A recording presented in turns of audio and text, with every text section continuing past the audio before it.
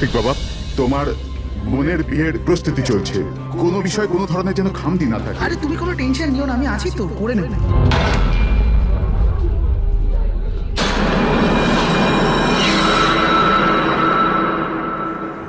ওহো, বিয়ের বাড়ির ব্যাপার, মেহেন্দির অনুষ্ঠান। আরে দাদা কি করছেন, তাড়াতাড়ি করুন, অতিথিরা তো এক্ষুনি চলে আসবে। আন্টি, তুমি কেন এত টেনশন নিচ্ছ? বিয়ের বাড়ির ব্যাপার আর আমার মেয়ের বিয়ে, টেনশন তো হবেই, তাই না? আমি ওর বেস্ট ফ্রেন্ড হই না? আমি ওর ভালোভাবে খেয়াল রাখি। তুই তাড়াতাড়ি যা, ওর তোকে দরকার হতে পারে। আরে দাদা, ওটা ওখানে নয়, এখানে রাখুন। হ্যাঁ,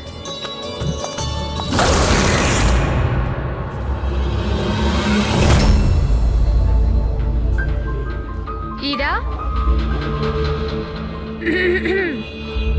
কোথায় হারিয়ে গেছিস? হ্যাঁ, চল, অনেক কাজ বাকি।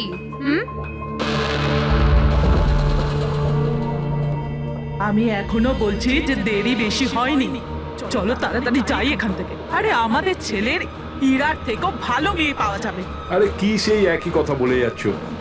তোমার যদি জানা না থাকে জেনে ও বুঝে নাও, আমার ছেলে ইরাকে খুব ভালোবাসে এবং ওকেই বিয়ে করবে ঠিক করেছে। হ্যাঁ হ্যাঁ কার্তিক, এক্ষুনি আসছি আমি। অমৃতা, কি হয়েছে? তোর ভাই ফোন করেছে, কিছু কাজ আছে, এক্ষুনি আসছি। আর শোন, আজ মেহেন্দি তোর মুখে না একটু স্মাইল রাখ।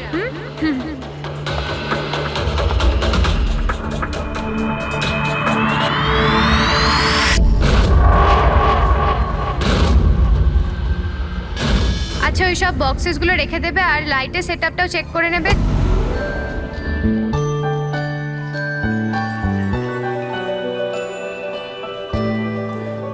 কি ব্যাপার? হ্যাঁ, খুব সুন্দর লাগছে আজকে। এরকম নয় তো যে বর এসে তোমাকেই না চেয়ে বসে। Very funny Lalit.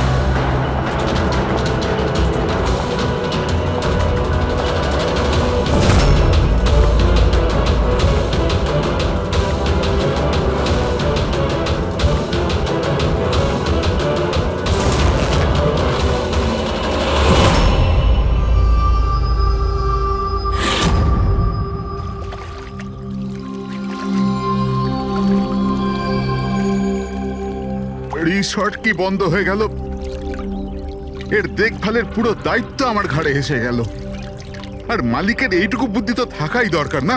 এত বড় রিসর্ট একলা মানুষ কি করে পরিষ্কার রাখবে? এই সুইমিং পুলটা একেবারে নোংরায় ভরে গেছে। যতই পরিষ্কার করো না কেন, দুদিন অন্তর ঠিক নোংরা হয়ে যায়, প্রতি দুদিন অন্তর।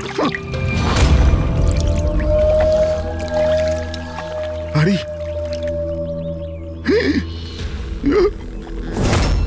আরে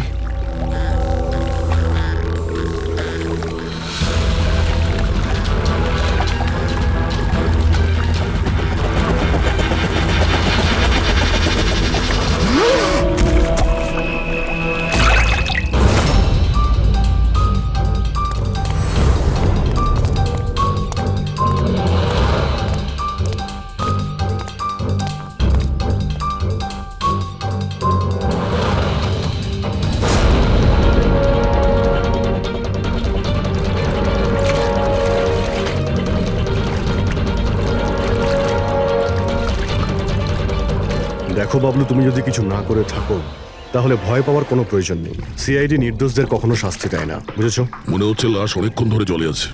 হ্যাঁ দয়া, মনে হচ্ছে 12 ঘন্টার বেশি হবে। কোথাও কোনো আঘাতের চিহ্ন নেই বস, শুধু এখানে এই গলায় এখানে অদ্ভুত কিছু লেগে আছে। গলা টিপে মেরেছে? আপাতত দেখে তাই মনে হচ্ছে। এই রিসর্টের চাবি কি তোমার কাছেই থাকে? না স্যার, মালিকের কাছেও একটা আছে। তুমি গেটটা দেখাও তো। পঙ্কজ, দেখো তো, একটু ভালো করে চেক করো, দেখো কিছু পাওয়া যায় কিনা।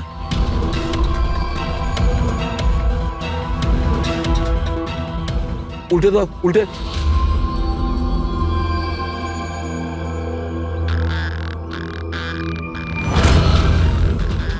স্যার, এ তো ট্যাক্সির বিল দেখছি। ইনি কাল রাত্রে ডোমেস্টিক এয়ারপোর্ট থেকে ট্যাক্সি ধরেছিলেন। পঙ্কজ, এই লাশটার ফটো তুলে এয়ারপোর্ট সিকিউরিটিকে দেখাও আর এর পরিচয় জানো। তালা তো ভাঙা নেই, তার মানে হলো কেউ চাবি দিয়ে খুলে ভিতরে ঢুকেছে, বা হয়তো অন্য কোনোভাবে। হতে পারে স্যার এই রিসর্টেরই কোনো কোণাতে এই অপরাধটা হয়েছে। বা হতে পারে দয়া ওকে এখানে মেরেই এখানে ফেলে দিয়েছে, বা অন্য জায়গায় মেরে ওর লাশটাকে এখানে ফেলে রেখেছে। পুরবী, এত বড় একটা গেটের উপর দিয়ে লাশকে নিয়ে ঝাঁপ দেওয়া অসম্ভব মনে হচ্ছে। অন্য কোনো রাস্তা দিয়েই ও লাশ নিয়ে ভিতরে এসেছে। কিন্তু স্যার ভেতরে আসবার জন্য অন্য কোনো রাস্তা নেই এটা ছাড়া। আরে তুমি আমাদের কাজটা করতে দাও না, এদিকে এসো।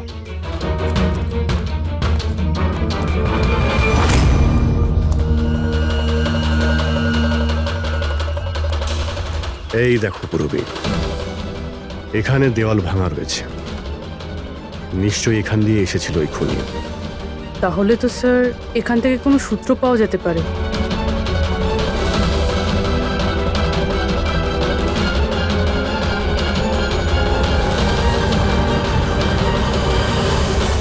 এই হলো প্রমাণ, এই সোনালী সুতো।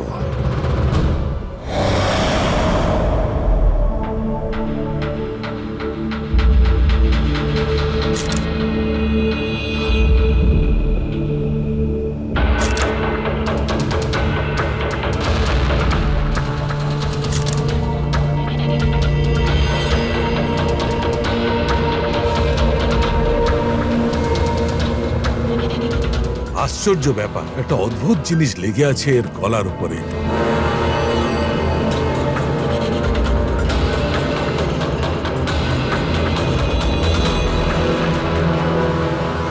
ও, কি হয়েছে স্যার? একটু শুঁকে দেখো এটা। মেহেন্দি? মেহেন্দি সারিকা, এর গলার উপর মেহেন্দির দাগ। সারিকা, এর মৃত্যু হয়েছে গলা টেপার কারণে। গলায় আছে মেহেন্দির চিহ্ন, তার মানে যে এর গলাটা টিপে ধরেছিল ওর হাতে মেহেন্দি লাগানো ছিল। আর খুনটা যে করেছে সে হয়তো কোনো মেয়ে, আর ও সেই সময় খুন করেছে যখন ওর হাতের মেহেন্দি ঠিক করে শুকোয়ও নি। রাইট। আজকাল এমনিতেও বিয়ের সিজন চলছে, হয়তো কোনো ফেস্টিভ্যাল, ফাংশন বা বিয়ে বাড়িতে গিয়েছিল। রাইট, এই জন্য অভিজিৎ ওখান থেকে সোনালী সুতো পেয়েছিল। হয়তো কোনো দামি ড্রেসে যেটা পরেও পার্টিতে যাচ্ছিল। তার মানে হচ্ছে এই সোনালী সুতো আর গলায় লেগে থাকে এই মেহেন্দি আমাদের খুনি পর্যন্ত পৌঁছে দেবে।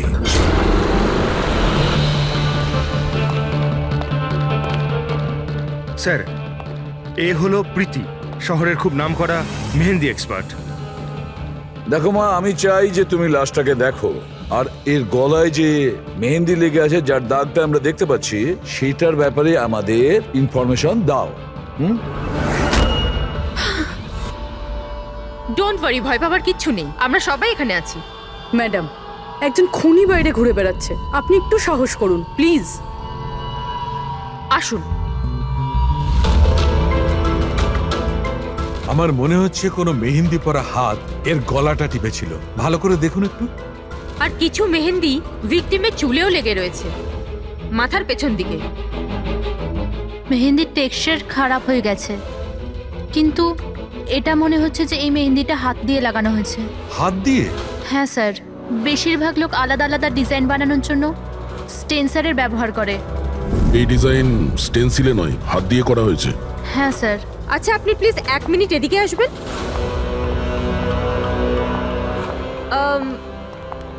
আপনি এই মেহেন্দি সম্পর্কে আর কিছু বলতে পারবেন?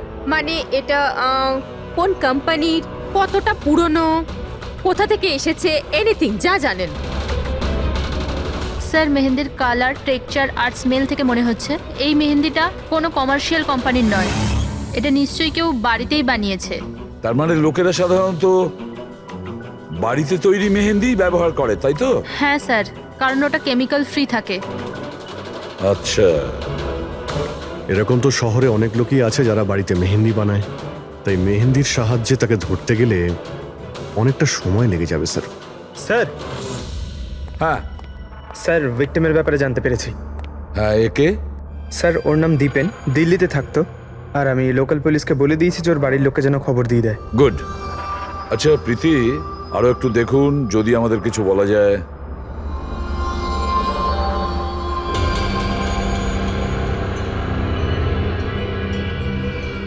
এক মিনিট স্যার।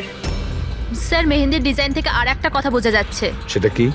স্যার ওই মেয়েটার ব্যাপারে, যার মেহেন্দি এর ঘাড়ে লেগেছে, ওই মেয়েটার বিয়ে এমন একটা ছেলের সাথে হচ্ছিল যার নাম আর দিয়ে শুরু হয়। আর লেটার দিয়ে শুরু? সেটা কিভাবে জানা গেল? বেশিরভাগ নতুন বউ যখন মেহেন্দি লাগায় তো নিজের স্বামীর ইনিশিয়াল লেটার হাতে লেখায়। তো স্যার এটা সেই ইনিশিয়াল লেটার।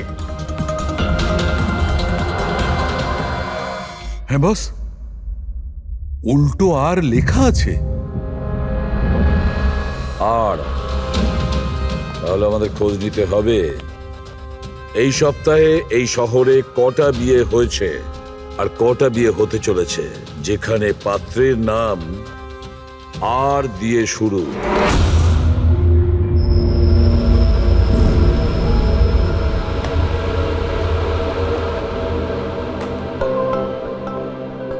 অদ্ভুত স্যার, এই মাসে 120 জনের বিয়ে, একই মাসে এতজনের বিয়ে। হ্যাঁ পঙ্কজ, এখন বিয়ের ভালো লগ্নসা আছে।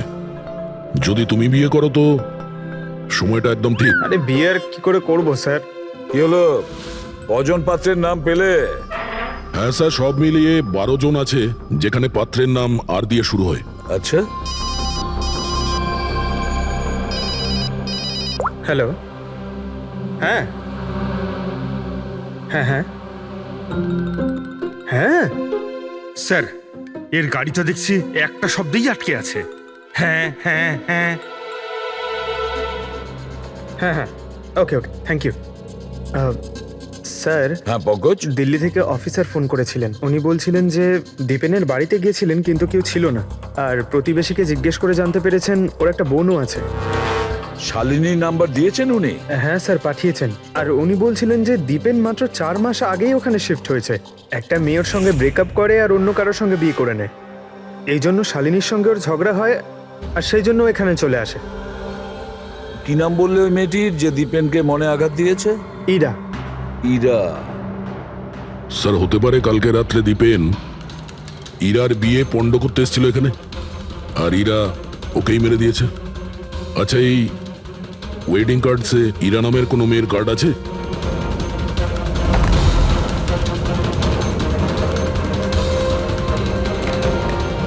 হ্যাঁ স্যার।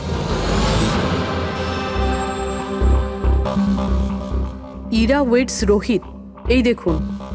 এই দেখো, ইরা ওয়েডস রোহিত, আর ওদের বিয়ে আজকেই।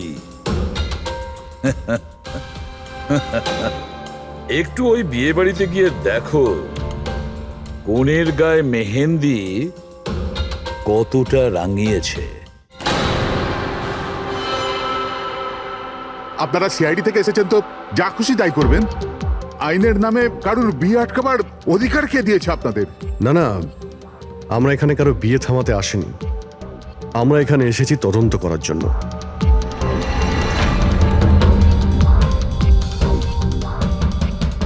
কিন্তু স্যার, আপনাদের এই তদন্ত আমার বোনের বিয়ের পরেও তো করতে পারেন।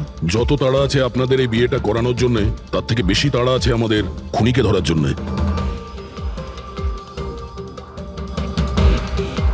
একে চেনেন আপনারা?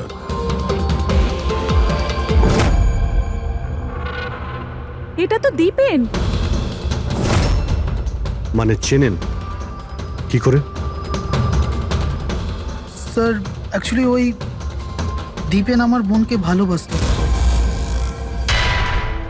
কিন্তু কিছুদিন আগে ওদের ব্রেকআপ হয়ে যায়। আমি বলেছিলাম না যে চলো ফিরে যাই, কিন্তু আমার কথা শুনছে না কে? দেখো এবার সিআইডিও চলে এসেছে।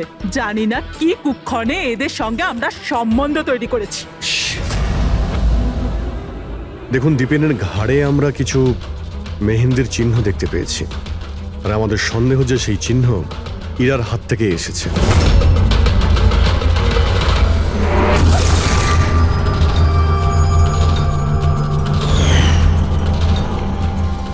পুরবি একবার দেখে নাও তো।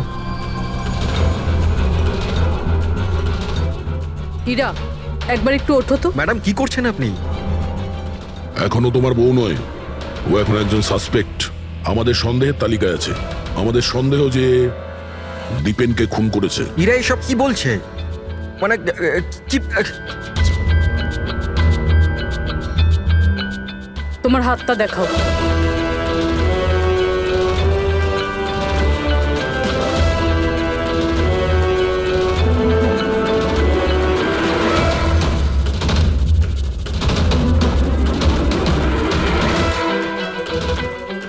স্যার, এর মেহেন্দি তো একদম ঠিক আছে।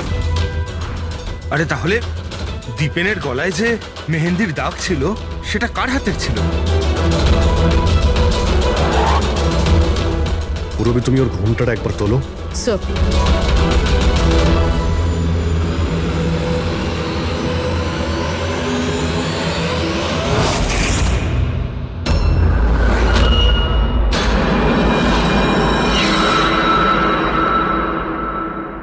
অমৃতা, তুমি এই মণ্ডপে কি করছো? আর আমার মেয়ে ইরা কোথায় বলো?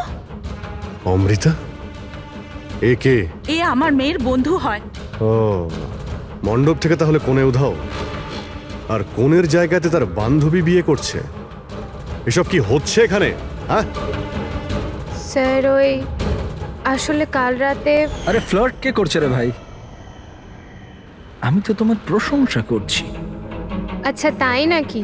প্রশংসা করছো? হ্যাঁ, তুমিও না, একদম পাল্টাবে না।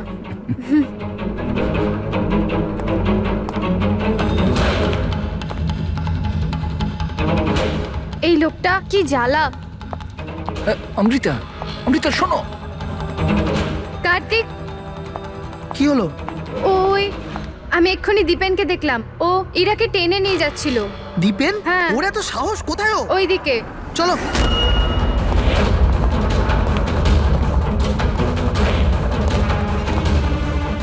কোথায় গেল এরা দুজন? কি জানি।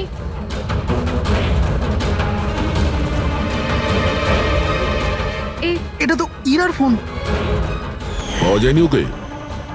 না স্যার, ওদের পাইনি। তো দীপেন এখানে এসেছিল আর ইরাকে জোর করে নিয়ে গেছে, কিডন্যাপ করে। স্যার, কিডন্যাপ তো বলা যায় না, কিন্তু কিডন্যাপ বলা যাচ্ছে না মানে? ওই অমৃতা, এটা একটা মার্ডার কেস, আর সিআইডির কাছ থেকে কিছু লুকোনোর চেষ্টা করলেও সেটা খুব খারাপ হবে।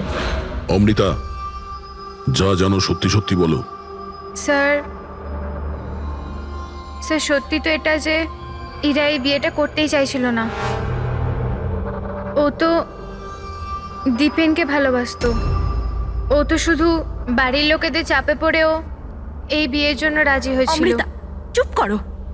আমি তো আগে থেকেই জানতাম এরা হলো 420। আর কি কি রহস্য রয়েছে যা এখনো সামনে আসতে চলেছে? এখানেই বলবেন নাকি সিআইডি ব্যুরোতে গিয়ে চা খেতে ইচ্ছে করছে? হ্যাঁ স্যার, ব্যাপারটা হলো গত কমাস ধরে আমার ব্যবসা ঠিকঠাক চলছে না। আমার প্রচুর লোকসান হয়ে যাচ্ছিল। সুশীল বাবু আমার বিজনেসটাকে স্টেবল করবার জন্য প্রচুর সাহায্য করেছে। তো নিজের মেয়ের বিয়ের ডিল করেছিলেন আপনি, যাতে আপনার ডুবে যাওয়া বিজনেসটা আবার ভালো মতো দাঁড়িয়ে যায়, কি? তাই ইরা উধাও হয়ে যাওয়ার পর অমৃতাকে এই মণ্ডপে বসিয়েছেন, যাতে কোনোভাবেই এই বিয়েটা না আটকায়। বাহ! আর অমৃতা, তুমি এই পুরো ষড়যন্ত্রে এত সহজেই যোগদান করলে? আমি এসব কিছুই জানতাম না। আমাকে তো কার্তিক বলেছিল যতক্ষণ ইরাকে পাওয়া যাচ্ছে না আমি এখানে বসে থাকি। এখনই তো 7 পাক হতো, তারপর বিয়েও করে নিতে আমাকে ঠকিয়ে। না, আমি মণ্ডপ থেকে বেরোতেই যাচ্ছিলাম, আর তখনই সিআইডি এখানে চলে এলো, আর সত্যি সবার সামনে চলে এলো। অর্ধেক সত্যি তো সামনে এসছে, আর বাকি অর্ধেক সত্যি সামনে আসবে যখন এটা জানা যাবে যে দীপেনকে মারার পর ইরা কোথায় চলে গেছে। আমার মেয়ের উপর মিথ্যে অপবাদ দেবেন না স্যার। ও তো দীপেনকে ভালোবাসতো, ও কেন খুন করবে ওকে? যদি আপনার মেয়ে নির্দোষ হয় তাহলে ও বাড়িতে ফিরে আসেনি কেন? দীপেন খুন হওয়ার পর থেকে ও নিখোঁজ হয়ে গেছে কেন?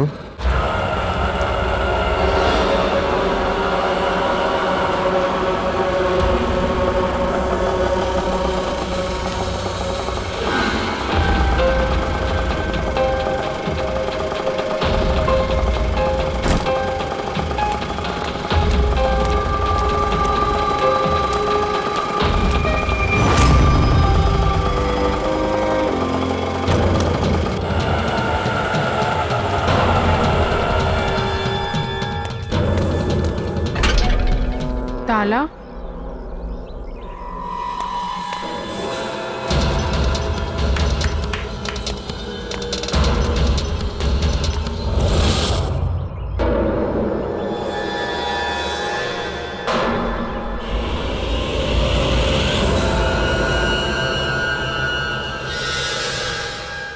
দেখো বস, ইরা নিজের মেহেন্দি পরা হাত দিয়ে দীপেনের গলা নিশ্চয়ই ধরেছিল, কিন্তু দীপেনের মৃত্যু ইরার হাতে হয়নি। দীপেনের মৃত্যু হয়েছে কি করে? এর গলার ওপর এই যে মেহেন্দির চিহ্ন আছে, যখন পরিষ্কার করলাম তখন দেখলাম আর একটা দাগ আছে। এই দেখো, এইটা। আর এই চিহ্নটা হচ্ছে কোনো দড়ির, যার কারণে দীপেনের মৃত্যু হয়েছে। তার মানে দীপেনের মৃত্যু গলায় দড়ি দিয়ে টানার কারণে হয়েছে। কিন্তু যদি ইরা খুন না করে তাহলে ইরা কোথায়? আচ্ছা, এমনটা নয় তো যে ওকেও কোনো ক্ষতি করা হয়েছে? স্যার, একটা কথা কিছুতেই মাথায় ঢুকছে না। যদি ইরা এই খুনটা না করে থাকে তাহলে করলো কে? এই খুন হয়তো ইরার বাড়ির লোকেদের মধ্যেই কেউ করেছে। আর তাছাড়া দীপেনের উপস্থিতি ওরা পছন্দ করেনি। হতে পারে দীপেনের কারণে বিয়েতে কোনো বাধা আসবে, সেই জন্য দীপেনকে খুন করে দিয়েছে। স্যার, স্যার, ইরার ফোন থেকে জানা গেছে যে ওর নিখোঁজ হওয়া 3 ঘন্টা আগে দীপেনের বোন শালিনীর ফোন আসে। ও দিল্লি থেকে বম্বে চলে তো আসে, কিন্তু ফোন তুলছে না। শালিনীর ফোন ট্র্যাক করো, দেখা তো যাক ও এখন কোথায় আছে। আর বাকি রইল ওই সোনালি সুতো, কার হতে পারে?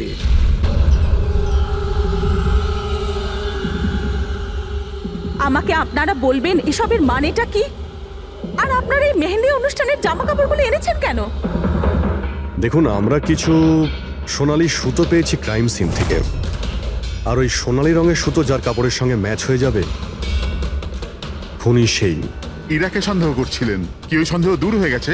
হ্যাঁ, আপাতত তো ধরে নিন যে ওই সন্দেহটা দূর হয়ে গেছে, কারণ দীপেনের মৃত্যু দড়ি দিয়ে শ্বাসরোধ করে হয়েছে, ওই মেহেন্দি লাগানো হাতে নয়। তার মানে আপনাদের এটা মনে হচ্ছে যে খুনি আমাদের মধ্যে থেকে কেউ বোধহয় করেছে? কারেক্ট।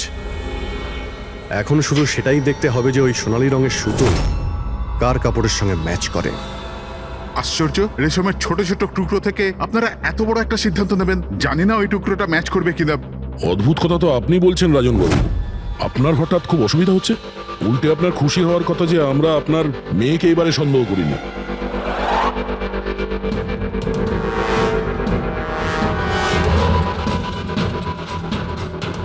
স্যার, এই সোনালি সুতোটা রাজেনের পাঞ্জাবির সাথে ম্যাচ করে।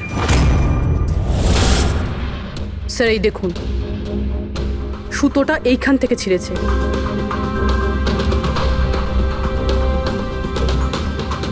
আমি বলছি আপনাদের, ওই রাতে আমি দেখেছিলাম দীপেন আর ইরাকে একসাথে। তুমি কেন বুঝতে পারছো না? আমি তোমাকে ছেড়ে বাঁচতে পারবো না আমি বাঁচতে। আর তুমি আমাকে ছাড়া অন্য কাউকে কি করে বিয়ে করছো? যখন আমি নিচে পৌঁছলাম তো ওরা দুজন চলে গিয়েছিল। আর দীপেনের ঠিকানা ইরার পুরনো চিঠি থেকে আমি পেলাম। তারপরে আমরা ওর পুরনো বাড়িতে গেলাম।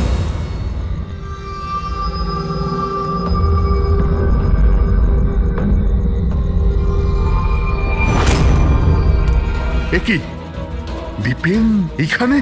ইরা, ইরা,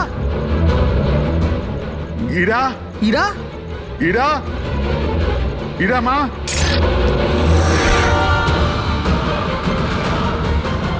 বাবা, এই দেখো, দীপেন ওর ফোনে ওর মৃত্যুর কারণ লিখেছে। কি লিখেছে এখানে?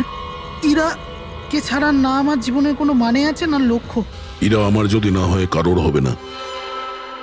বিদায়। ও যদি আমার না হয় তাহলে কারোরই হবে না। আচ্ছা, এমনটা নয় তো যে দীপেন মারা যাওয়ার আগে ইরাকে কোনো ক্ষতি করে দিয়েছে?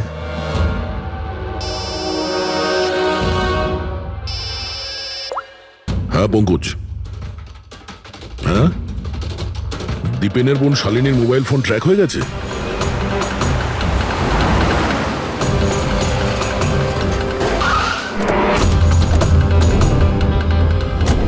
শালিনীর মোবাইল ফোনের নেটওয়ার্ক অনুযায়ী ও তো সকালেই এসে গেছে এখানে। হ্যাঁ, কিন্তু আমাদের ফোন তুলছে না কেন?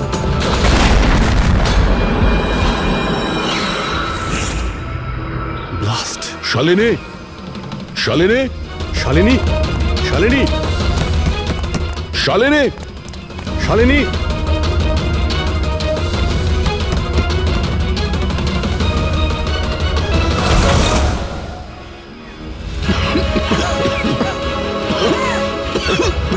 শালিনী, শালিনী,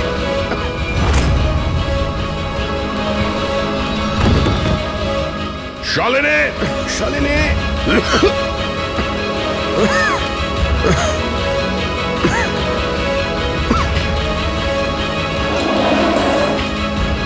অভিজিৎ,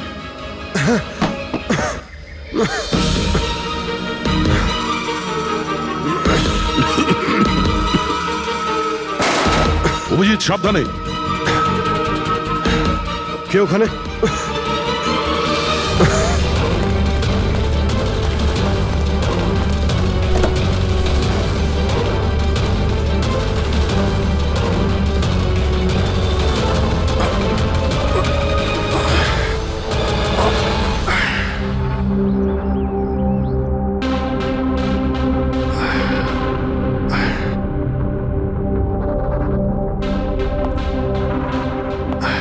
হ্যাঁ অভিজিৎ, দয়া, এবার চোখ ঠিক আছে?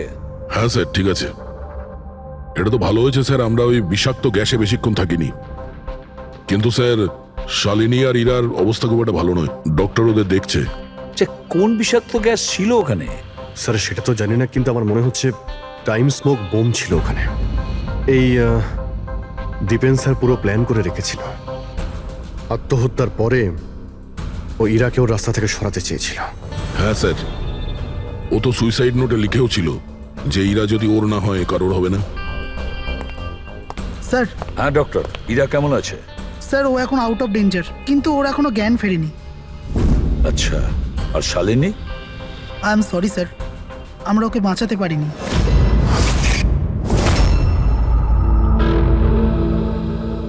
স্যার স্যার এই দীপেন শুধু নিজের প্রাণ নেয়নি, বরং বরং ওর বোনের মৃত্যুরও কারণ হয়েছে। সেটাই তো। হ্যাঁ শালুকে বলো। আচ্ছা ঠিক আছে, আমরা আসছি। কি হয়েছে স্যার? শালুকে বলছিল দীপেন আত্মহত্যা করেনি।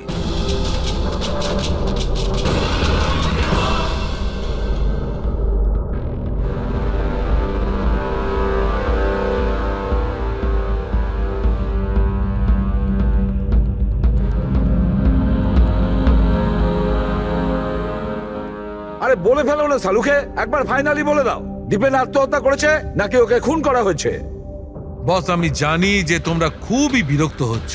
তোমাদের মনে হচ্ছে শালুকে কোনো কথাই বলছে না। কখনো বলছে ইরা দীপেনকে হত্যা করেছে, কখনো বলছে যে দীপেনের হত্যা ইরা করেইনি, কখনো বলছে দীপেন আত্মহত্যা করেছে, কখন বলছে দীপেন আত্মহত্যা করেনি।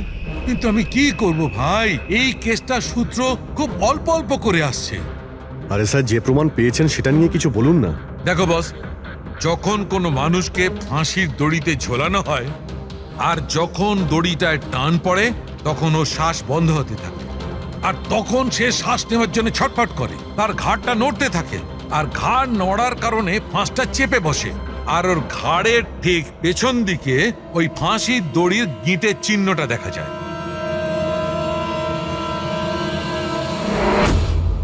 হ্যাঁ স্যার, দাগ তো আছে।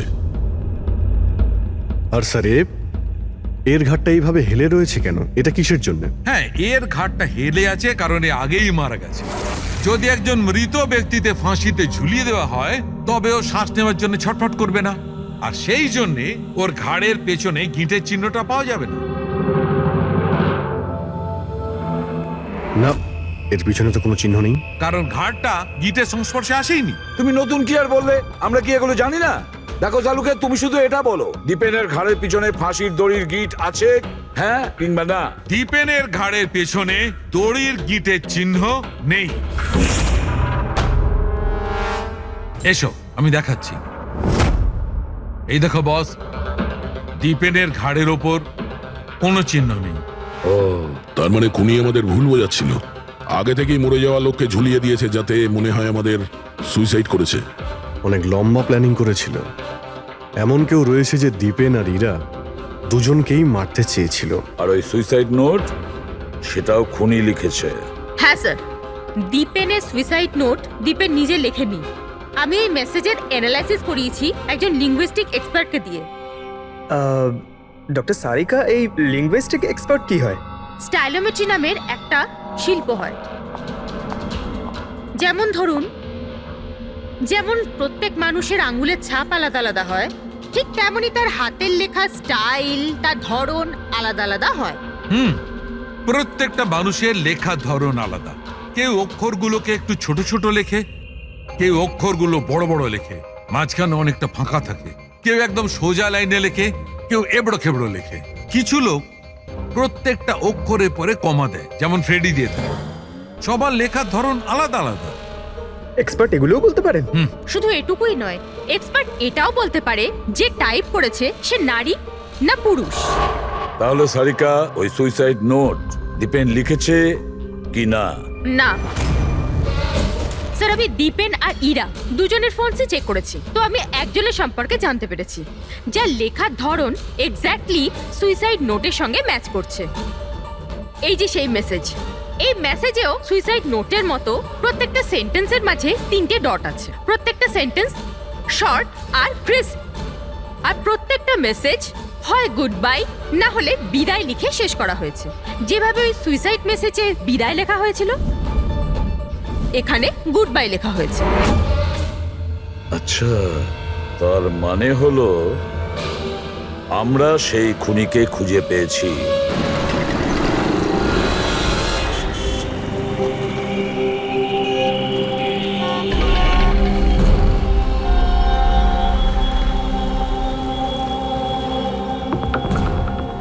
হ্যাঁ, হুমকি দিচ্ছি, কি করবি তুই?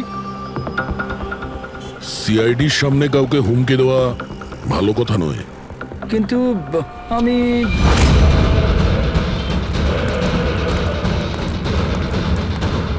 এই দাঁড়া! আরে আরে আরে, ললিত বাবু কোথায় পালাচ্ছেন? এটা তো বলে যান যে দীপেনকে খুন করতে গেলেন কেন?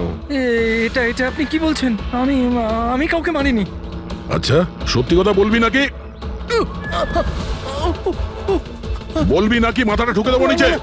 আমি মেরেছি। প্লিজ প্লিজ আমাকে নিচে নামো।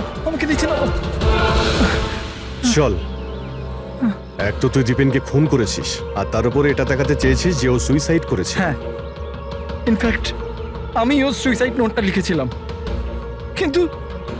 কিন্তু কি? কিন্তু এগুলো আমি আমার নিজের জন্য করিনি, অন্য কারোর বলাতে করেছিলাম। কার কথায়? ডাক্তারবাবু, আমার মেয়ের জ্ঞান কখন ফিরবে? ভয় পাওয়ার কিছু নেই, খুব তাড়াতাড়ি জ্ঞান ফিরে যাবে।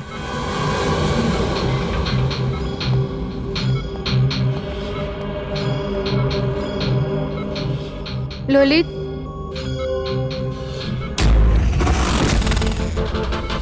তোমার হাতে হাত করা কেন লাগানো আছে? আসামির হাতে হাত করা থাকবে না তো কি থাকবে বলুন তো? অপরাধী? হ্যাঁ, এই অপরাধী নিজের অপরাধ স্বীকার করেছে ললিত। দীপেনকে এই মেরেছে।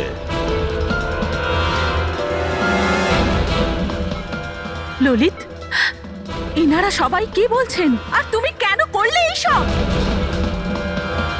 দেখলেন স্যার, অবাক হওয়ার কি সুন্দর অ্যাক্টিং করছে এরা।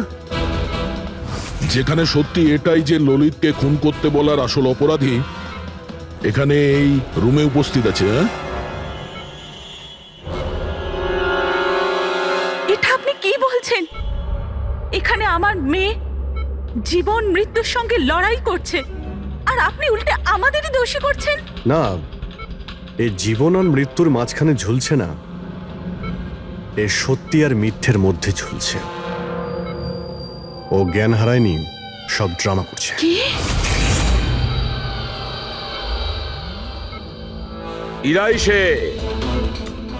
ইরাই ললিতকে বলেছে দীপেনকে মেরে ফেলার জন্য। এ কি সব কথা বলছেন আপনারা? অবস্থা দেখুন এর। আপনাদের মনে হয় যে এ জেনে শুনে বিষের কন্ট্যাক্টে গেছে?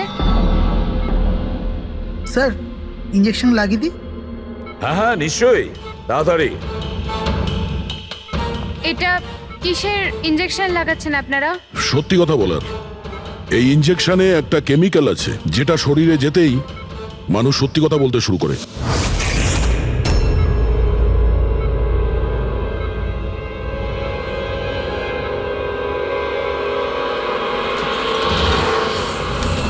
না শুনুন, ইরা, ইরা, আরে রে কোথায় যাচ্ছ? দাঁড়াও। ইরা থামো, ইরা। এর মানে হলো যে সিআইডিরা ঠিক কথা বলছেন। আর মিথ্যে বলে কোনো লাভ নেই। এই ললিত তোমার মুখোশ খুলে দিয়েছে। এটা কি করলে ললিত? নিজে ফাঁসছিলে, তার সাথে সাথে আমাকেও ফাঁসিয়ে দিলে। এরা এই প্রতিজ্ঞাটাই তো আমরা করেছিলাম ভালোবেসে, যে আমরা একসাথে বাঁচবো আর একসাথে মরবো। কি তোমরা দুজন একে অপরকে ভালোবাসো? এসব কবে? ইরা, তুই তো দীপেনকে ভালোবাসিস। হ্যাঁ, ও চাইতো, কিন্তু হঠাৎ করে ললিতকে ভালোবেসে ফেলে। আর এই সব কিছু করেছে ও নিজের বিয়ে ভাঙার জন্য। কিন্তু ভাগ্যক্রমে ইরার কাছে শালিনীর কল আসে যে দীপেন ইরার বিয়ে আটকাতে এসছে। আর ইরা খুব বড় প্ল্যান করেছিল। দীপেনের কাঁধে বন্দুক রেখে ও গুলি চালাতে চেয়েছিল। আর আমরা ভেবেছিলাম যে প্রথমে আমরা দীপেনকে মেরে দেবো।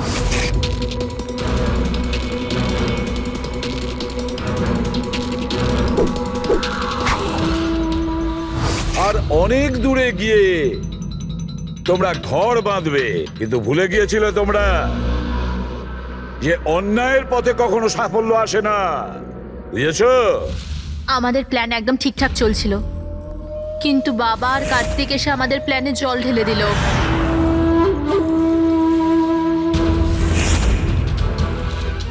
আর তারপর আমাদের একটা নতুন প্ল্যান বানাতে হলো। আর ওই নতুন প্ল্যানেও আমার মরার অ্যাঙ্গেলটা ছিলই। বোমের ব্যবস্থা হয়ে গেছে। তুমি বোম ঠিক করে চেক করেছো তো? হ্যাঁ হ্যাঁ, করে নিয়েছি। কিছুক্ষণের মধ্যে বোম ফেটে যাবে। আর লাশের বন্দোবস্ত করেছো? হ্যাঁ, অসুবিধা ছিল, কিন্তু কিছু টাকা দিয়ে ওই লাশটাও পেয়ে গেছি। ব্যাস, তাহলে হয়ে গেছে কাজ। আমি লাশকে আমার নিজের জামা কাপড় পরিয়ে দেবো, আর যখনই বোম ফাটবে তখন সবার মনে হবে যে দীপেনের সাথে সাথে আমিও মরে গেছি। আচ্ছা, আমি বোমটা চেক করে আসি। ওকে?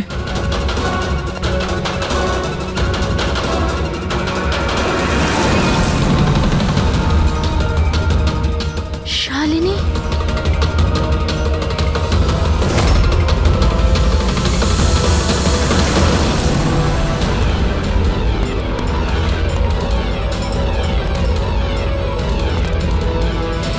আর সেই কারণে তুমি শালিনীকে মেরে ফেলেছো। তো আর কি করতাম? সব দেখে নিয়েছিল, কোনো উপায় ছিল না। কিন্তু একটা কথা বোঝা গেল না, যে ওই বিষাক্ত গ্যাস ব্যবহার করেছিলে কেন? বিষাক্ত গ্যাস দিয়ে তো মুখ বদলে যাবে না ওই মর্গের মৃত লাশটার?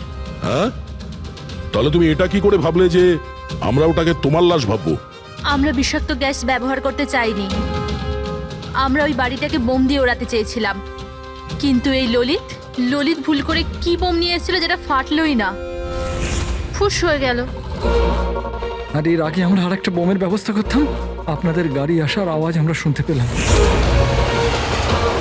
তখন আমাদের প্ল্যানটা চেঞ্জ করতে হলো। আর ও আমাকে ওখানেই বেঁধে চলে গেল, যাতে সবার মনে হয় যে অপরাধ আমি করিনি, আমার সাথেই হয়েছে। আর তারপর আমি বাড়ির অন্য একটা দিকে গিয়ে লুকিয়ে পড়লাম, যেখানে কোনো গ্যাস ছিল না। আর তারপর আমি ওখান থেকে প্রাণ বাঁচিয়ে পালালাম। আমরা এটা চাইছিলাম যে আপনাদের যাতে মনে হয় এই সমস্ত কাজকর্ম দীপেন করেছে। ও নিজে তো আত্মহত্যা করে নিল, কিন্তু ইরাকে মারতে অসফল হয়েছিল। নিজেদের জীবনটাকে সুন্দর করবার জন্যে একটা নয়, দুটো নয়, তিনটে প্ল্যান করেছিলে তোমরা। আর দুটো নিরীহ লোকের প্রাণও নিয়েছো তোমরা। এবার জেলের গড়াদের পেছনে পৌঁছতে পৌঁছতে প্ল্যান তৈরি করো ফাঁসি থেকে নিষ্কৃতি পাওয়ার জন্য।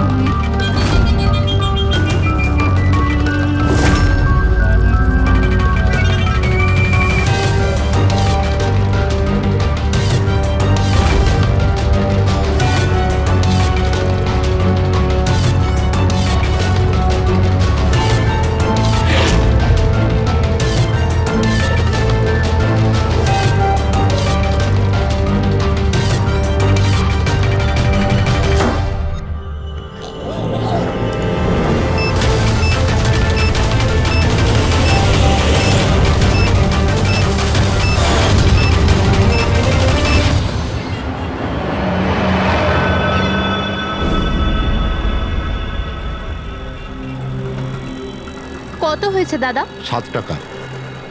Thank you. খুচরো নেই। কোনো ব্যাপার না, আমি তো আসতেই থাকি। Next time. হ্যাঁ সে তো জানি।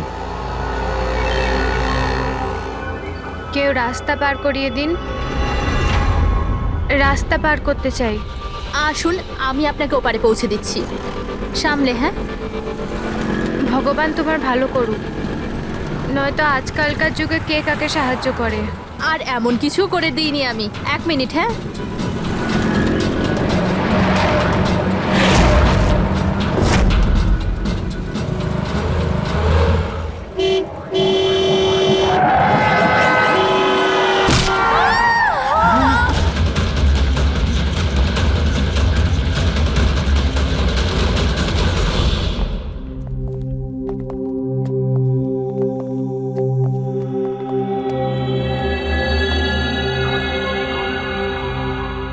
তুমি এখানেই দাঁড়াও। এসো।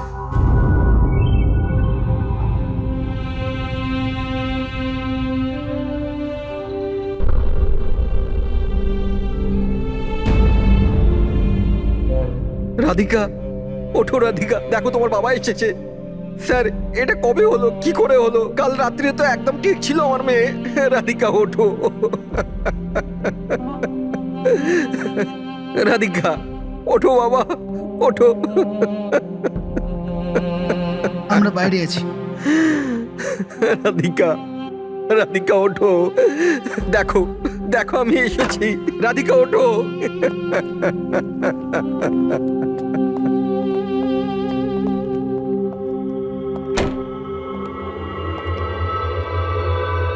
ডক্টর, অ্যাকচুয়ালি কি হয়েছিল? অ্যাক্সিডেন্ট। সকাল সকাল একটা গাড়িতে মেরেছে। যতক্ষণ লোকে এখানে নিয়ে এলো মারা গেছিল।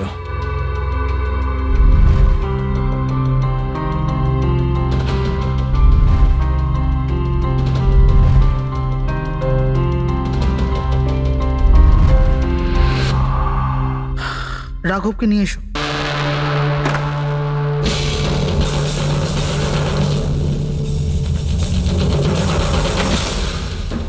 স্যার একটু ভেতরে চলুন। কি হয়েছে? আসুন না sir.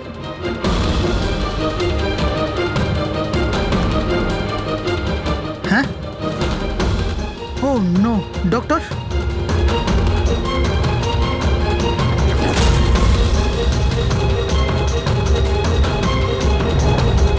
He is dead.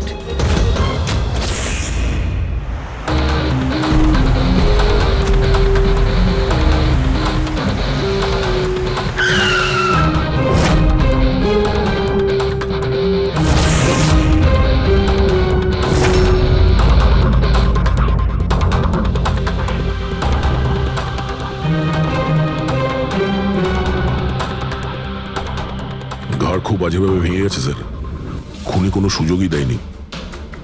Sir মাত্র 10 মিনিটের জন্য ওনাকে একা ছেড়েছিলাম। বুঝলাম না কি করে এসব হলো 10 মিনিটে। খুনির কোনো সূত্র? না স্যার, আমরা তো বাইরেই ছিলাম স্যার, দরজাও বন্ধ ছিল। কেউ বাইরে থেকে ভেতরে আসেওনি, ভেতর থেকে বাইরে যায়ওনি। এটা কিভাবে সম্ভব? মানছি খুনি এখানে লুকিয়ে বসেছিল, কিন্তু এসব করে বাইরে গেল কি করে, আর সেটা 10 মিনিটের ভেতরে? না না না, একটা কথা বলো, তুমি জোর দিয়ে বলতে পারবে যে এখানে লাশ ছাড়া অন্য কেউ ছিল না? একদম স্যার, কেউ ছিল না। কারণ ঘর থেকে বেরোনোর আগে পুরো ঘরটা আমি নিজে চেক করেছি। কোনো লাশ তো খুন করতে পারে না, তাহলে করলোটা কে? এটা নিশ্চয়ই কোনো মানুষেরই কাজ। খুনি কোথায় লুকিয়ে থাকতে পারে? এই রাঘব কে ছিল? একজন সাধারণ চোর ছিল, কাল রাত থেকেই লকআপে ছিল। অ্যাক্সিডেন্টে ওর মেয়ে মারা গেছিল, তাই ওকে এখানে নিয়ে এসেছিলাম। দয়া,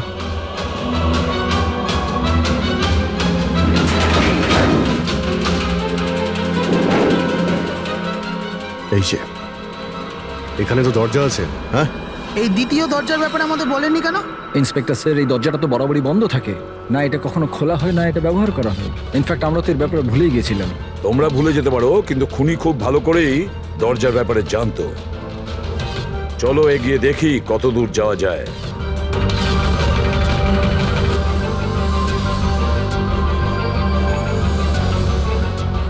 স্যার এই জায়গাটা তো সত্যি সত্যি অনেক দিন ধরেই বন্ধ পড়ে আছে মনে হচ্ছে।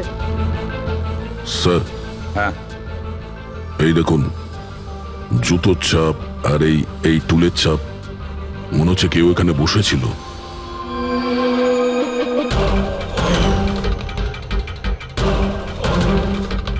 স্যার, হ্যাঁ স্যার এইদিকে যাওয়ার একটা রাস্তা আছে।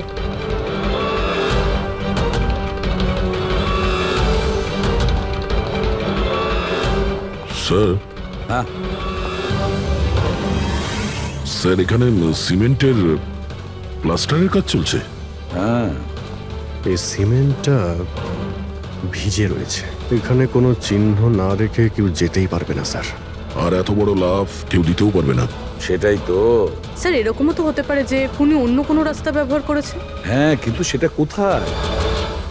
স্যার, স্যার দরজা।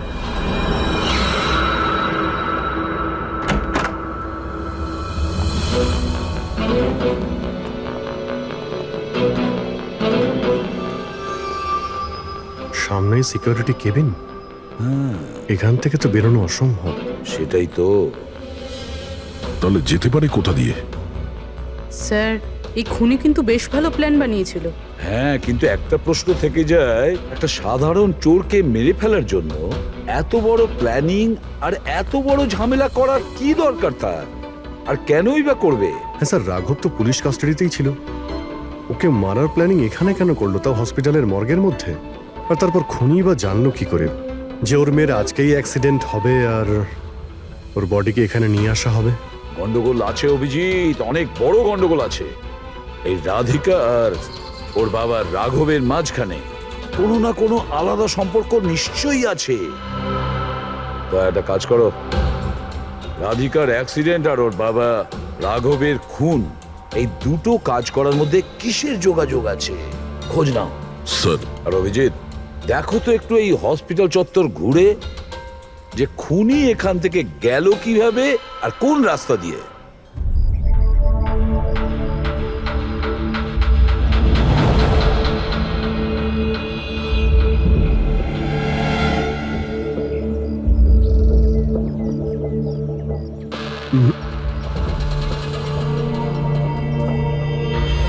এই জানালা দিয়েই যে খুনি বাইরে বেরিয়ে এসেছে তা তো মনে হচ্ছে না। হ্যাঁ স্যার, কেননা এখানে মাটিটা তো ভেজা রয়েছে।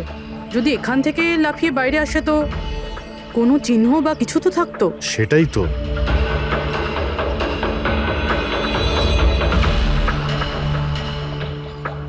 ওখানে মর্গের রুমের বাইরে সিমেন্ট ভিজে, ওখানে কোনো চিহ্ন নেই। এখানে একটাই রাস্তা আছে যেটা দিয়ে বাইরে আসা যায়, এখান থেকেও আসেনি, মানে গেল কোথা দিয়ে? কিন্তু স্যার একটা জল জ্যান্ত মানুষ এইভাবে হাওয়াতে উড়ে তো যেতে পারে না। কারেক্ট, জলজান্ত মানুষ না হতে পারে পুরবী, কিন্তু মৃত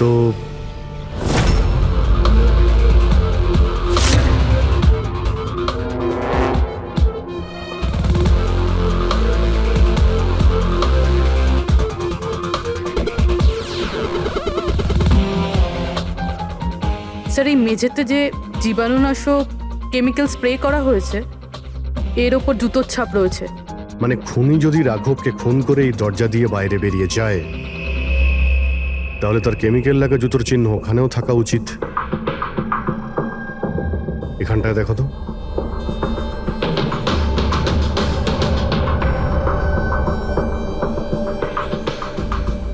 স্যার এখানে জুতোর ছাপ তো আছে, কিন্তু আমাদের জুতোর ছাপ রয়েছে। এই যে প্লাস্টিক কভার্স আমরা পরে আছি, এগুলো ছাড়া আর কোনো চিহ্ন নেই। আর কোনো চিহ্ন নেই? না। আচ্ছা, আমি যেরকম ভেবেছিলাম তেমনটাই হয়েছে। স্যার আপনি কি বলতে চাইছেন? মানে হলো খুনি এই দরজা দিয়ে বাইরে যায়নি। স্যার খুনি এই দরজা থেকে বাইরে যায়নি, মেইন ডোর থেকে বাইরে যায়নি, তাহলে বাইরে গেল কিভাবে? খুনি এই রুম থেকে বাইরেই যায়নি। এটা কি করে সম্ভব স্যার? রাঘবের মৃত্যুর পর এই রুমটা তো আমি নিজে চেক করেছি। যদি রাঘব ছাড়া এই রুমে আর কেউ ছিল তাহলে এই 8টা লাশ। Exactly my point. এখানে 8টা লাশ ছিল, 8টা। স্যার আপনি কি বলতে চাইছেন? রাঘবের খুন কোনো লাশ করেছে? হতে পারে। এই 8টা লাশের মধ্যে এখানে শুধু 5টা রয়েছে। 3টে লাশ তাদের পরিবারের লোকেরা নিয়ে গেছে। হ্যাঁ স্যার। যে লাশগুলো এখান থেকে গেছে তার ডিটেলস আমার এখনই চাই, এখনই। স্যার, আমার মনে হচ্ছে এই খুনির রহস্য এই 3টে লাশের মধ্যে লুকিয়ে আছে।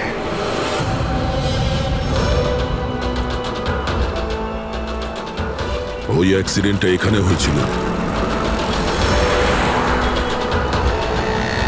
ওই চায়ের দোকানদারকে জিজ্ঞাসা করি, হতে পারে কিছু দেখেছে। আচ্ছা দাদা, আজ সকালবেলায় এখানে একটা অ্যাক্সিডেন্ট হয়েছিল, কিছু বলতে পারেন সেটার সম্বন্ধে? সাহেব, উনি এখানে পাশেই কাজ করতেন। উনি রোজ চা খেতে আমার এখানে অবশ্যই আসতেন। আজকেও চা খেয়ে উনি আমার এখান থেকে বেরোচ্ছিলেন, এমন সময় অ্যাক্সিডেন্ট হয়ে গেল। সাহেব, কিছু বুঝতেই পারলাম না ওই গাড়িটা কোথা থেকে এখানে এলো আর ওকে ধাক্কা দিয়ে গেল। গাড়ির নম্বরটা দেখেছেন আপনি? সাহেব, সবকিছু এত তাড়াতাড়ি হয়ে গেল, নাম্বার দেখার সুযোগই পাইনি। আচ্ছা, গাড়িটা কি ছিল দেখেছিলেন? সাদা রঙের বড় গাড়ি ছিল স্যার। ও একলা ছিল না ওর সাথে অন্য কেউ ছিল? এসেছিলেন তো একা একাই। না স্যার, ও একা ছিল না, ওর সঙ্গে আরেকটা মেয়ে ছিল যে অন্ধ ছিল, আর রাধিকা দিদি তাকে রোড ক্রস করাচ্ছিল যখন অ্যাক্সিডেন্ট হয়েছে। ওই মহিলাটা দেখতে পেতেন না? তাহলে ওরও চোট লেগেছে। কোথায় গেছে ও? সেটা তো জানি না স্যার, অ্যাক্সিডেন্টের পরেই ও উধাও হয়ে গেল।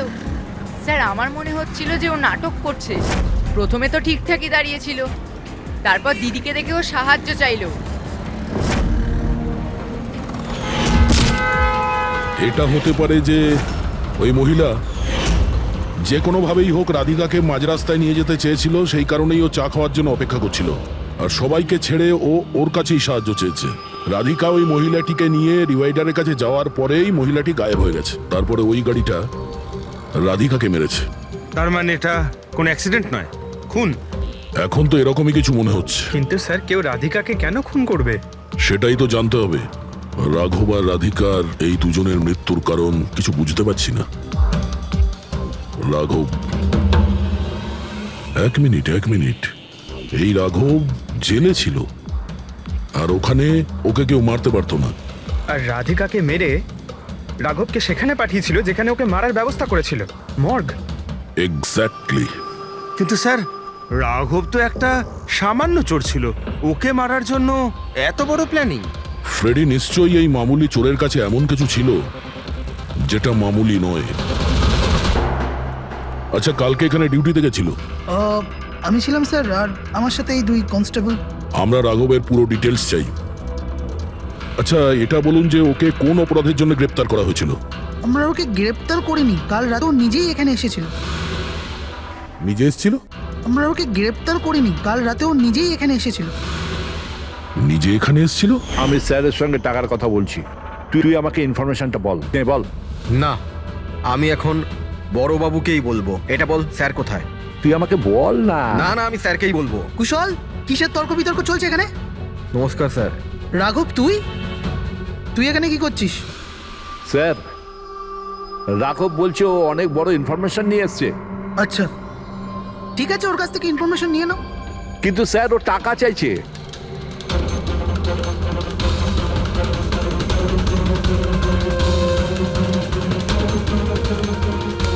পুলিশের কাছে টাকার গল্প করছিস? টাকা চাই?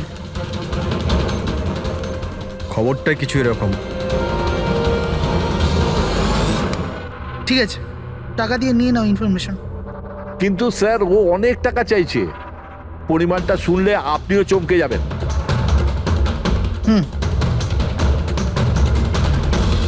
বল, কত দাম তোর ইনফরমেশনের?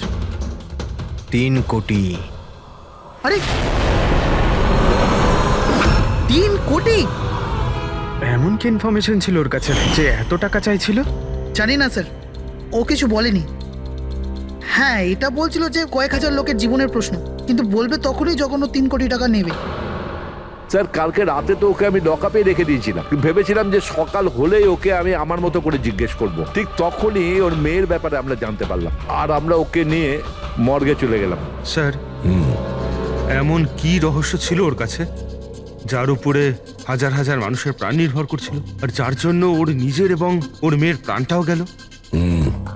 আগে তো আমাদের এটা জানতে হবে যে এই রাঘব কালকে কোথায় কোথায় গেছিল আর কার কার সঙ্গে দেখা করেছিল, আর সারা দিন ও কি করেছিল। স্যার দিনের কথা তো জানি না, কিন্তু রাতে ওর রোজকার মতো নেশাতেই ছিল। আমরা ওর ফাইলটা চাই। হ্যাঁ স্যার। এই লোকটা এখানে আসে দেখেছেন? হ্যাঁ আছে স্যার, আপনি ম্যানেজারকে জিজ্ঞেস করুন। ম্যানেজার কোথায়? ওপরে।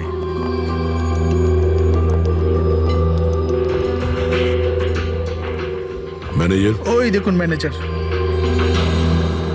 আমরা সিআইডি থেকে আসছি। এই লোকটা কাল এখানে এসেছিল? স্যার এ তো রাঘব, এ সবসময় এখানে আসে। এই লোকটা কাল রাতে এখানে এসেছিল কিনা? হ্যাঁ স্যার, কাল রাতে এসেছিল, আর কাল মোটামুটি 11টা অব্দি এখানেই ছিল। ওর ব্যবহার কেমন ছিল? সবসময়ের মতো চিন্তায় ছিল। চিন্তিত ছিল? কিছু বলেছিল? কি কারণে চিন্তিত ছিল? জুয়া খেলে খেলে একেবারে ধারে ডুবেছিল স্যার। আমাদের এখানেও প্রায় 5,000 টাকা ধার নিয়েছে। কালই বলেছিলাম ওকে, যদি পুরনো টাকা না দাও তাহলে এখানে কোনো খাওয়া দাওয়া পাওয়া যাবে না। তখন ও কি বললো? বলেছিল মিটিয়ে দেবে। কিছু নতুন কাজ করতে যাচ্ছিল। নতুন কাজ? কি কাজ? সেটা বলেনি স্যার। ঠিক আছে, থ্যাংক ইউ। স্যার এই এই রাঘব এমন কি কাজ করতে যাচ্ছিল যে ওর সব ঋণ শোধ হয়ে যেত? আর পুলিশ স্টেশনে গিয়ে বলেছিল যে ওর কাছে বিশেষ একটা ইনফরমেশন আছে, 3 কোটি চেয়েছিল তার জন্য। যাই ঘটেছে রাঘবের এখান থেকে বেরোনোর পর আর পুলিশ স্টেশনে যাওয়ার আগে জানার চেষ্টা করি যে রাঘব এখান থেকে বেরোনোর পর কোথায় কোথায় গেছিল।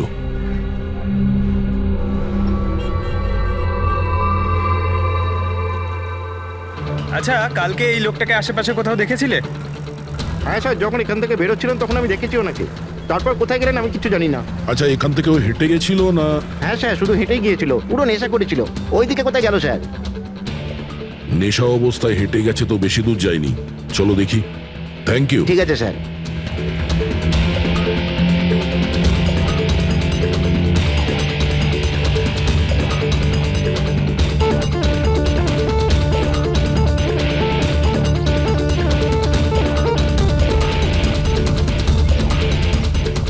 দেখেছো একে? হ্যাঁ স্যার দেখেছি, একটু এগিয়ে যে গলিটা আছে না, ওখানেই যাওয়া আসা করে।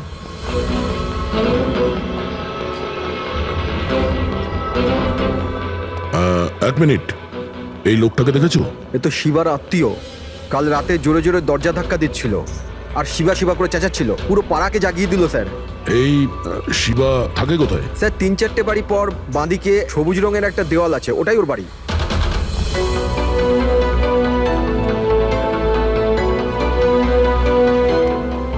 তালা লাগানো আছে, খুলতে হবে। পঙ্কজ একটা কাজ করো, আশেপাশে কেউ আছে কিনা দেখো, ডাকো ওকে। আরে এদিকে এসো।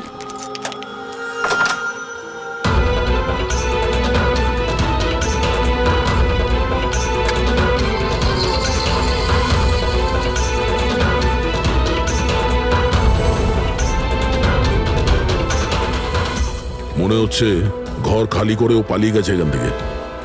কোথায় ও? শিবা কোথায়? হ্যাঁ স্যার ওর তো কোনো খোঁজ খবর থাকে না, যে কোনো সময় আসে, যে কোনো সময় যায়। আচ্ছা, কোনো আইডিয়া আছে কোথায় পাবো ওকে? স্যার ওই বস্তির পেছনে ওর ওর আত্মীয়র বাড়ি আছে, ওখানে পাওয়া যেতে পারে, ওখানেও যায় আসে।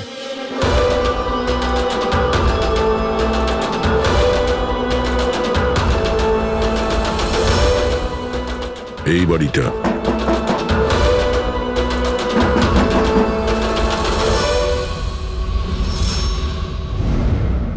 আপনি শিবার আত্মীয়? হ্যাঁ স্যার। আপনারা? এই শিবা এখানে আসা যাওয়া করে কি? হ্যাঁ স্যার, কখনো কখনো। মাঝে মাঝে? আজ আসতে পারে? বলতে পারবো না স্যার। বলতে পারবেন না? Thank you very much. এই করণের লাশ তো অরিজিনাল ছিল, এখন বাকি দুজন, টনি আর সুনীল। এবার এদের মধ্যেই কোনো একজন আছে যে ডাবল মার্ডারের রহস্য ভেদ করতে পারে। এই টনির ডেথ সার্টিফিকেট দিয়েছে ডক্টর বিক্রান্ত। এই বিক্রান্তের কাছে তুমি যাও, দেখো টনির ব্যাপারে উনি কি বলেন, আর আমি সুনীলের ব্যাপারে খোঁজ নিচ্ছি। স্যার।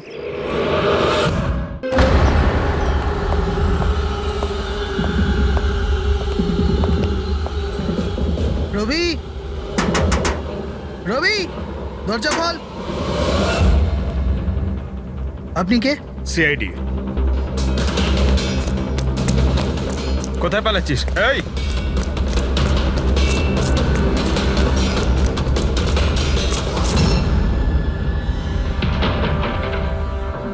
চল। স্যার আপনারা আমার পেছনে কেন পড়ে আছেন? আমি কিছু করিনি। আমাকে মারবেন না। দেখুন আমি চুপ। এখন এটা বল, ওই রাত্রে রাঘব যখন তোর বাড়িতে এসেছিল তখন কি হয়েছিল? স্যার আমি রাঘবকে নিয়ে গেছিলাম মালাডের কমল সোসাইটিতে। ও চুরি করতে গেছিল, তাই ও একটা বাড়িতে ঢুকে পড়লো, কিন্তু আমি জানতাম না ও কোন বাড়িতে গেছিল। আমি ওখানেই মোটরসাইকেলে ওর জন্য ওয়েট করছিলাম। কিছুক্ষণ পর ও যখন এলো তো ও অবাক হয়েছিল, বলছিল যে ভেতরে ও কিছু পেয়েছে। কি পেয়েছিল? ও ওখানে বোম। কি? আমি ওকে বলেছিলাম যে এই কথাটা আমরা পুলিশকে বলে দিই, কিন্তু স্যার ও নিজের লোভ সামলাতে পারলো না, তো ওর স্বার্থ সিদ্ধি করার চেষ্টা করলো। ব্যাস স্যার, এর বেশি আমি কিছু জানি না। যদি তুমি কিছু না করো তাহলে তুমি পালাচ্ছিলে কেন? স্যার ওই রাঘব আর ওর মেয়ের মৃত্যুর খবর শুনে আমি ভয় পেয়ে গেছিলাম। শুধু আমার আর আমার পরিবারের প্রাণ বাঁচানোর জন্য পালাচ্ছিলাম। স্যার হয়তো সেই জন্যই বলছিল যে হাজার হাজার লোকের জীবনের ব্যাপার। আর যদি সত্যি রাঘব ওখানে বোম পেয়ে থাকে তাহলে এটা তো খুব সাংঘাতিক ব্যাপার। অন্য কেউ ওই বোমটা পাওয়ার আগে আমাদের খুঁজতে হবে ওই বোমটাকে। কোথায় ছেড়েছিলে তুমি রাঘবকে বলো আমাদের। চলো। কমেন। ডক্টর বিক্রান্ত, হ্যাঁ বলুন। আমি সিআইডি থেকে এসেছি। সিআইডি? বসুন। না ঠিক আছে। এই এই টনির ডেথ সার্টিফিকেট আপনি ইস্যু করেছিলেন? হ্যাঁ আমি ইস্যু করেছিলাম। আচ্ছা তাহলে কি টনি সত্যিই মারা গিয়েছিল? এটা কি ধরনের প্রশ্ন করছেন আপনি? অফকোর্স মারা গেছিল, না হলে আমি ডেথ সার্টিফিকেট ইস্যু করতাম কি করে? দেখুন ডক্টর, আমি সেরকম কিছু বলতে চাইনি।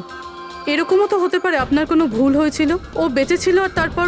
আমার 20 বছরের জীবনে আমাকে আজ পর্যন্ত এরকম অভিযোগ কেউ করেনি। আচ্ছা ডক্টর, আপনি কি টনিকে আগে থেকে চিনতেন? আগে না, ওনার স্ত্রী ওনাকে ক্লিনিকে নিয়ে এসেছিলেন। হার্ট অ্যাটাক হওয়ার জন্য উনি মারা গিয়েছিলেন।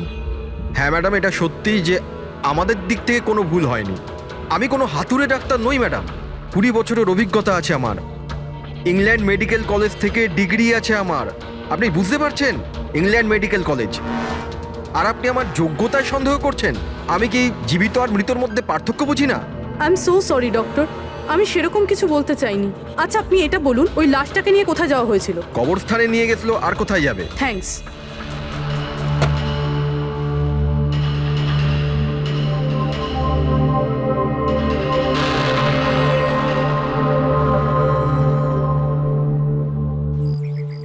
হ্যাঁ পূরবী, কি জানতে পারলে?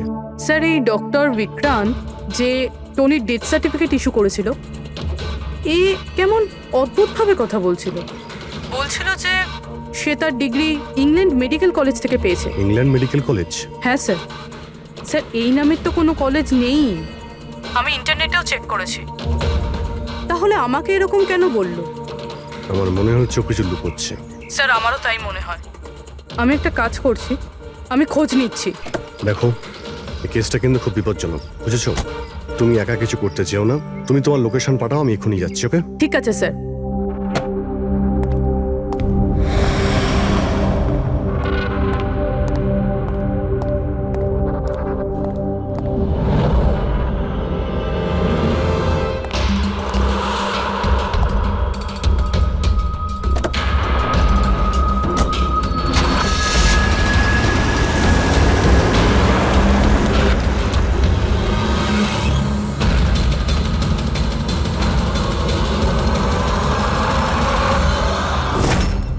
শিবা বলল যে ও রাঘবকে এখানেই ছেড়েছিল।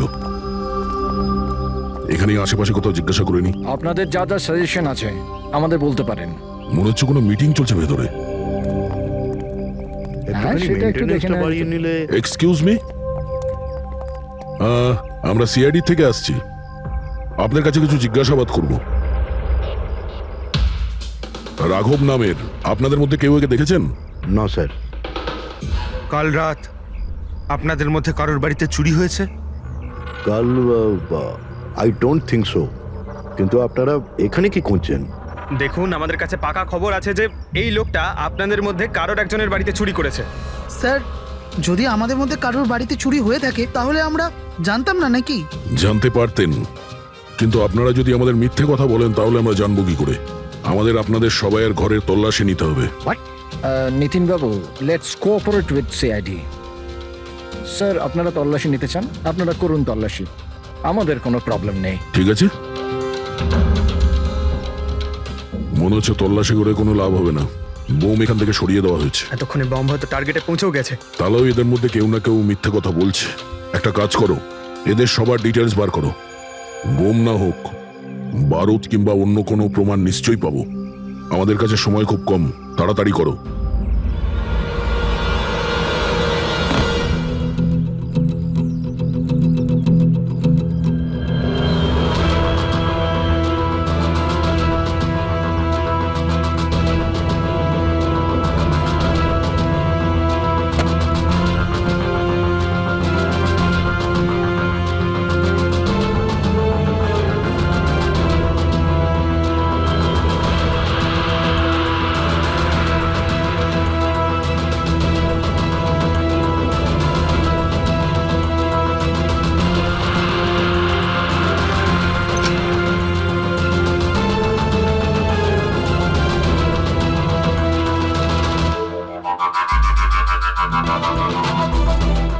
কফিন?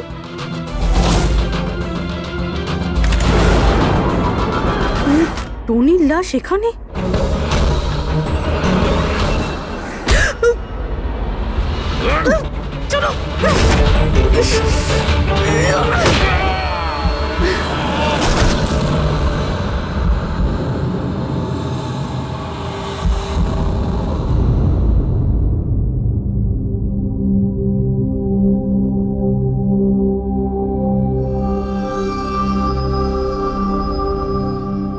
হ্যাঁ পঙ্কজ,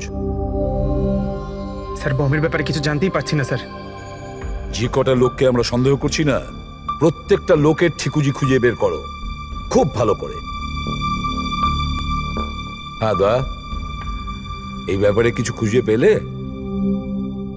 স্যার, ও কেস ফাইল থেকে তো পাচ্ছি না, তবে পুলিশ ডেটা থেকে পাচ্ছি স্যার। আচ্ছা, কাল রাত্রে কেউ পুলিশ ডেটাবেসে এন্ট্রি করেছে স্যার। এই দেখুন, রাত 3:30-র সময় সিস্টেমের ফায়ারওয়াল 15 মিনিটের জন্য বন্ধ ছিল। মানে স্যার, কেউ এই সিস্টেমটাকে অ্যাক্সেস করার চেষ্টা করেছে আর কিছু ফাইল খুলেছে। কোন ফাইলগুলো? রাঘবের ফিঙ্গারপ্রিন্ট স্যার। রাঘবের ফিঙ্গারপ্রিন্টস? রাঘবের ফিঙ্গারপ্রিন্টস? কিন্তু কেন? এটার তো একটাই মানে দাঁড়ায় দয়া, সে যেই হোক সেই রাঘবকে চিনতো না, এই জন্য ও রাঘবের ফিঙ্গারপ্রিন্ট পেয়েছিল ওই বোম রাখা ঘরে। সেই ফিঙ্গারপ্রিন্ট পুলিশের ডাটাবেসকে হ্যাক করে ওর ফিঙ্গারপ্রিন্টের সঙ্গে ম্যাচ করে দেখা হয়েছে।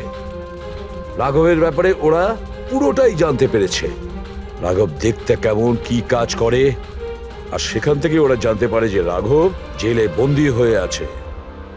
ওদের যে করেই হোক রাঘবকে জেল থেকে বের করতে হতো। এই জন্য রাঘবের নিরীহ সন্তান রাধিকাকে ওর অ্যাক্সিডেন্ট করিয়ে দিয়েছে। ও জানতো যে পুলিশের লোকেরা রাঘবকে নিয়ে রাধিকার কাছে আসবে তার মেয়েকে দেখানোর জন্য। নিজের সন্তানকে দেখতে রাঘব নিশ্চয়ই আসবে, আর তারপরে সুযোগ পেতেই রাঘবকে মেরে ফেলেছে।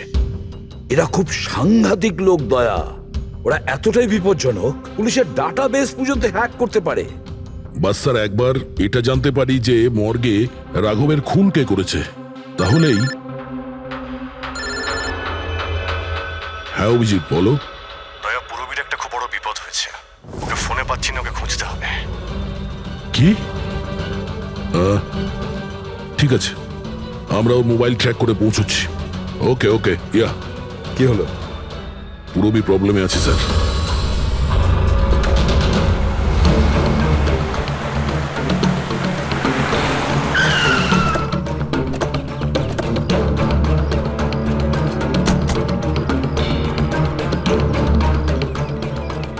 লোকেশন তো এটাই বলছে,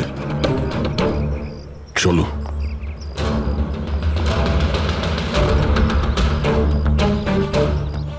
স্যার, দরজা তো খোলা। চলো।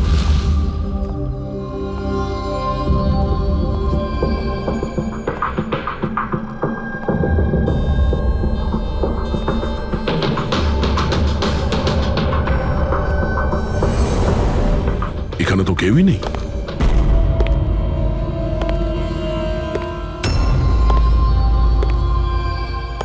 মনে হচ্ছে কেউ আসছে।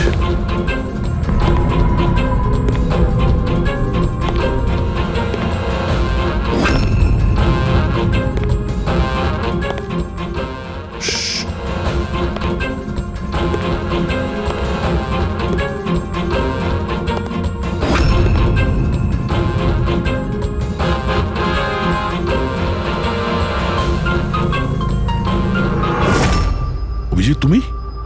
আমি পুরবীর মোবাইল ট্র্যাক করে এখানে এসেছি। পুরবী কোথায়? পুরবী তো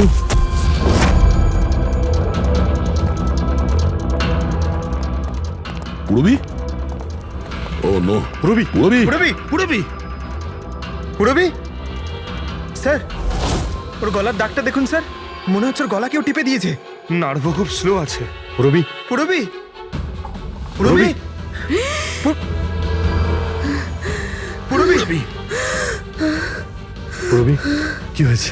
এসব কে করেছে? হ্যাঁ স্যার ওই টনি, ওই যে টনি? টনি স্যার, ও এখনো বেঁচে আছে। এখানেই কোথাও আছে স্যার। পঙ্কজ, দেখো তো কে। ফ্রেডি, তুমি এক্ষুনি পুরবীকে হসপিটালে নিয়ে যাও, বুঝেছো? চলো চলো পুরবী।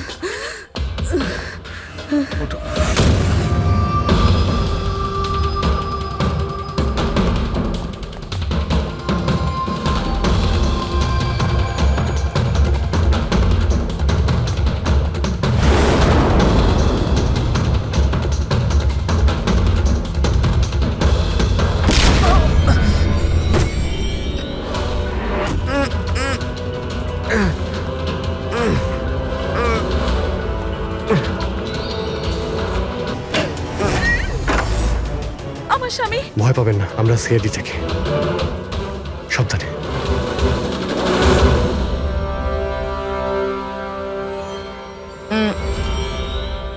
আপনি কে? আমি ডক্টর বিক্রান্ত। ওরা জোর জবরদস্তি করে আমার থেকে সার্টিফিকেট বানিয়েছিল। আমার বউ ওদের কাছে বন্দি ছিল, ওর প্রাণের ঝুঁকি ছিল। এই, এসব কি হচ্ছে কি? হ্যাঁ, এতক্ষণ তো লাশটা মিথ্যে ছিল। যদি সত্যি কথা না বলো না, তোমাদের দুজনকে জীবন্ত পুঁতে ফেলবো। না স্যার, আমি বলছি স্যার, আমি বলছি। তুই অন্ধ হওয়ার নাটক করেছিলি যাতে এই টনি রাধিকাকে মারতে পারে। বস, পুরবী কেমন আছে? স্টেবল, হসপিটালে অবজারভেশনে আছে। গুড। রাধিকার খুনের রহস্যটা তো বুঝতে পারলাম। এটা বলো যে রাঘবকে কি করে মারলে তোমরা? ওই মর্গে কি করে ঢুকলে তোমরা? আর লাশ হওয়ার অ্যাক্টিং কি করে করলে? অ্যাক্টিং ছিল না দা, ও সত্যিই মরে গেছিল। কি কি ঠিক বলছি তো? প্রথমে তুমি মরে গেছিলে, তারপর বেঁচে উঠে তুমি রাঘবকে খুন করে দিলে, রাইট? আরে সালুকে কি বলছো সব? মরে গেছে, বেঁচে উঠেছে, আবার বেঁচে উঠেছে। আমি ঠিক বলছি বস। পুরবীর গলাটা টেপার সময় এর হাত থেকে কিছু কেমিক্যালস পুরবীর গলায় লেগে যায়। আমি ওগুলো টেস্ট করেছি। ওটা এক ধরনের টক্সিন, যেটা খুবই রেয়ার, দুর্লভ সমুদ্রের মাছের মধ্যে পাওয়া যায়। এই সামুদ্রিক মাছ নিজেদের প্রাণ বাঁচানোর জন্য এই টক্সিনের ব্যবহার করে। কিছুক্ষণের জন্য একে দেখে মনে হবে যে মারা গেছে, কিন্তু আবার বেঁচে ওঠে। এও সেই টক্সিনেরই ব্যবহার করেছে। এও কিছুক্ষণের জন্য মারা গেছিল। আর এই টক্সিনটা এমন অদ্ভুত জিনিস যে কেউ একে ধরতে পারে না। মানুষের হার্টবিট একদম বন্ধ হয়ে যায়। দেখে মনে হয় যেন মানুষটা মরেই গেছে। এই কাজটা ইয়ে করেছে, প্রথমে মারা যায় আর তারপরে বেঁচে উঠে রাঘবকে খুন করে। এই ঠিক বলেছি? Correct sir. তুমি ওদেরকে মারলে কেন? আমি টাকা পেয়েছিলাম স্যার। ইন্টারনেট থেকে কেউ আমাকে হায়ার করেছিল রাঘব আর রাধিকাকে মারার জন্য। বম কোথায়? বম কোথায় আমি জানি না স্যার। কে হায়ার করেছে তোমাদের?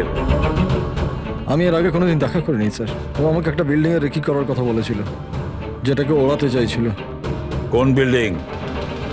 DT pharma company limited.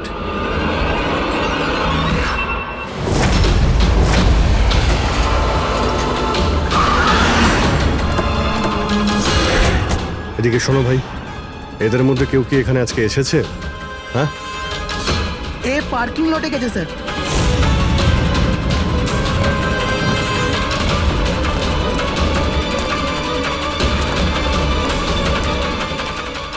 Sir, এই পার্কিং লটটা তো অনেক বড়, বম খুঁজতে তো কয়েক ঘন্টা লেগে যাবে। আর যদি এখানে ব্লাস্ট হয় স্যার, তাহলে অনেক লোক মারা যাবে। কিন্তু এই বোমটা কোথায়? তাড়াতাড়ি খুঁজতে হবে বোমটা। একটা কাজ করো পঙ্কজ, ফেডরিক, তোমরা ওই দিকটা যাও, আমরা এই দিকটা দেখছি। খুব ভালো করে দেখো।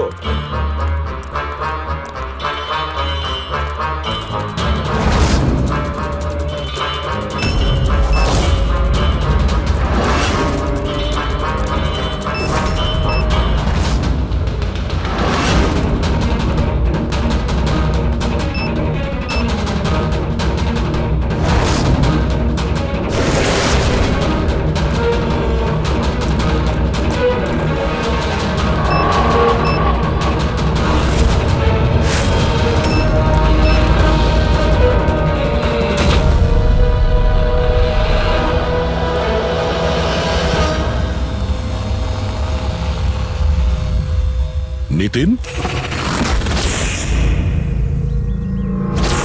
সিআইডি এগোবে না কেউ বলে দিলাম। টিকা টিপে দেবো আমি, ছাড়বো না আমি তোকে। পালিও না, চলুন স্যার। ওকে ধরো।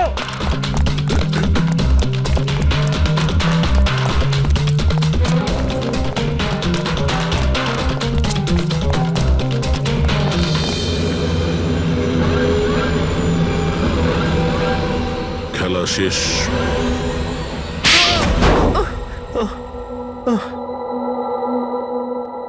বলো নিতিন, কেন বোম দিয়ে এই বিল্ডিংটাকে উড়িয়ে দিতে চাইছিলে?